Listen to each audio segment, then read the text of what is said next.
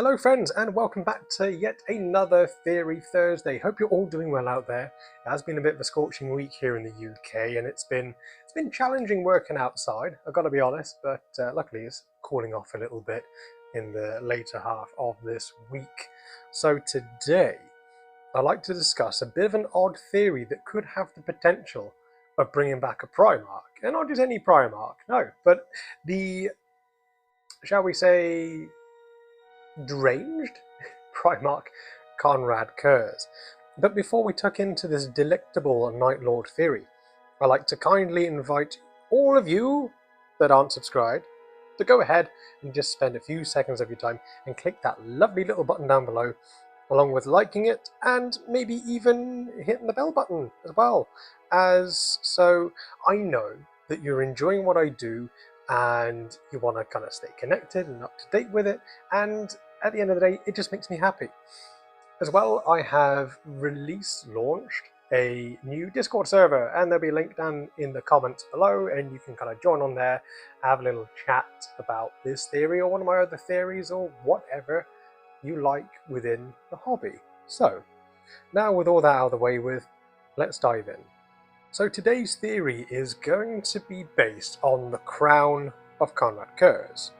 But before we dive into about the Corona Nox, I was going to cover just a little bit about Konrad Kurs himself. So, he is the Primarch of the 8th Legion, and he was a bit of a difficult character to be around if you weren't one of his very few favourites. He was the only Primarch to actively hate his own Legion. He secretly enjoyed torturing his victims, even though he said that he didn't really, so he was a bit hypocritical there. And on top of all that, he was a psyker, and he could use his psychic powers to have little short glimpses of the future, a future that drove him mad. One of the more prevalent futures that he saw was a really charming little scene of his own death. Yeah, not really very charming, to be honest. And it was by the hands of an assassin named Michel that was sent by the Emperor. And he believed that fate was inevitable. Even when he had the power to change it, he simply chose not to, because it would go against what he sort of strived for, tried to achieve. Now, right before the assassin entered his macabre fortress, detailed in his wonderful Primarch novel, he made sure that he was wearing the Corona Nox, as well as a few other symbols of office. The crown was made of a dark adamantium, decorated in bloodstones with a single diamond-like gem in its center, which contrasted really beautifully against this kind of dark metal surface of the crown. As a brief side tangent, it was also mentioned in the same novel that he had stored away his original suit of armor away in a hidden storage area and wore a fake suit of armor. One that he knew was a crude mockery of the original, but one that would fool anyone less of a Primarch, which I find really strange. I mean, why would he store his actual suit of armor to only wear a fake copy before he's going to be killed? It just doesn't quite add up, but we'll touch more on that in a little while. Now, going back to the crown. So, it was mentioned to have been crafted by Kurs himself, but the gems weren't just ordinary precious minerals.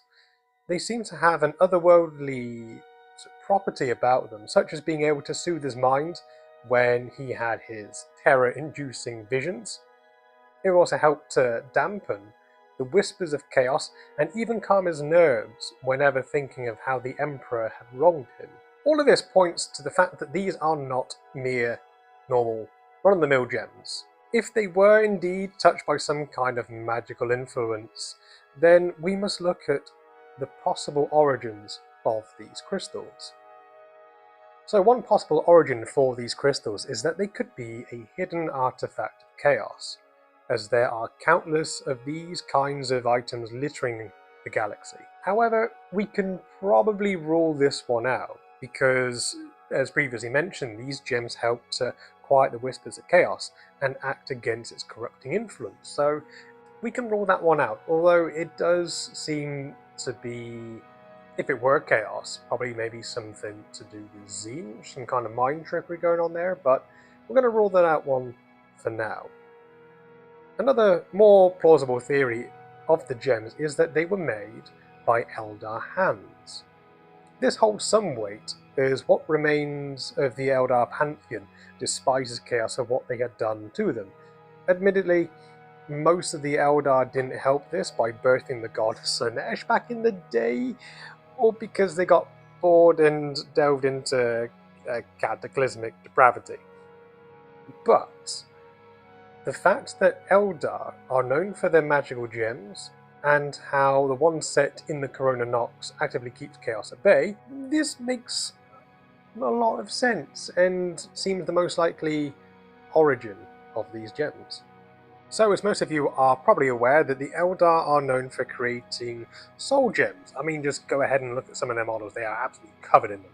Not the old ones, no. Look at the new ones. They're much nicer. Very, very beautiful. Very tempting.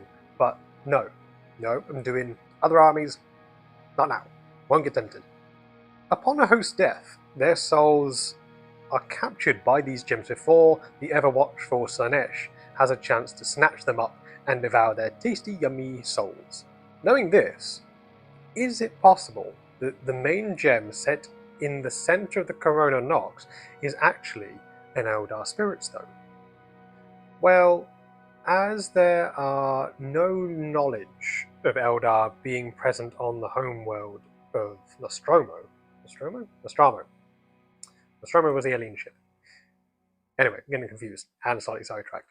It could be likely that he was drawn to it as it helped to calm the raging storm that played about his mind, and thought it would be useful, and then so took it to add to his crown.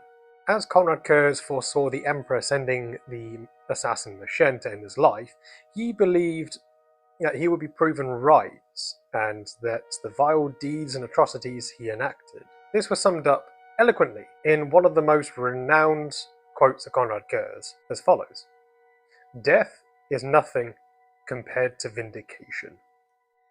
So, as we all know, Primarchs are/can be a very smart bunch, most of the time. So knowing that Kurs would die before the end of the heresy, is it possible that he would have a plan on returning after proving himself correct? Well, as we know from earlier, Kurs had stored his original armor away within his fortress and told no one of its location, meaning that he would have wanted to return to wear it once more. We may also speculate the gem within the Corona Nox is a type of Eldari Spirit Stone. That would mean that his soul would have entered it into the stone after his death, and then using the stone he would perhaps have a plan, a rough idea of then how to come back to life, much like how the Eldar can do with most of their elite warriors and generals. The Corona Nox is a symbol of the grand overall leader of the Legion of the Night Lords, which Kurs, just before he was assassinated, wanted to pass this on to Sevatar, but he was currently MIA, so instead he wanted to pass it on to Captain Zo Sahal. However, he was assassinated before he could do so. So Zo Sahal would eventually track down the assassin as she made off with not just the Corona Nox, but also several other items belonging to the Primarch, and wanted to reclaim what had been stolen. Eventually, he tracked him down. There's a bit of a brutal scene where he tortured and eventually killed her, and then after he had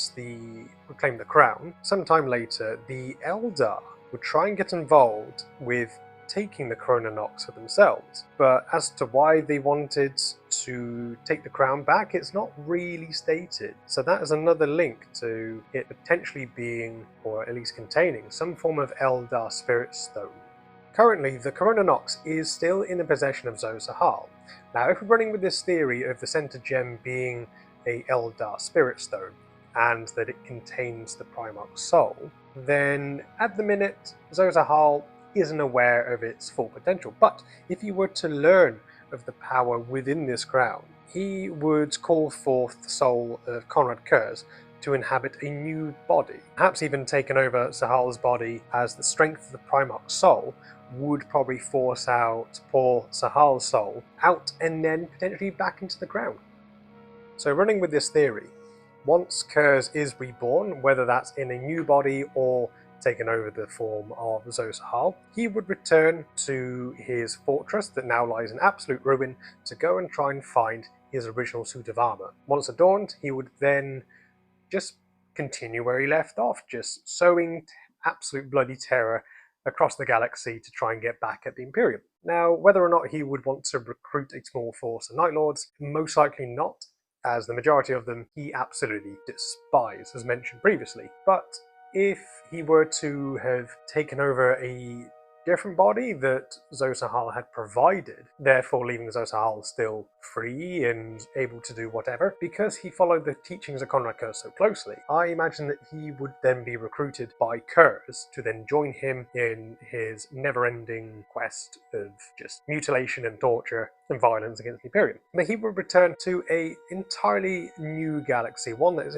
torn in half by the Great Rift, and there's even more horrors and nasties out there that seek to destroy the Imperium, other factions, and maybe even each other. He would most likely turn his attention to Imperial Nihilus, where the majority of it is almost, but not quite, shut off by the light of the Astronomicon. It's quite a lawless land out there. At the moment, it's not a nice place to be. I mean, there's very few places that are nice to be within the 40k universe, but Imperial Nihilus is one of the worst out there, and this monster of a Primarch would slink in the shadows once again, seeking out his next victim. So then, let me know down in the comments section below if you like this little theory of mine. I'm unsure of what exactly or where Konrad Curze will strike first when he comes back, if he comes back, but it would most likely be the nearest inhabitable world settled by humans and just start flaying everybody alive and doing all that lovely stuff that we all know that Curze loves to do.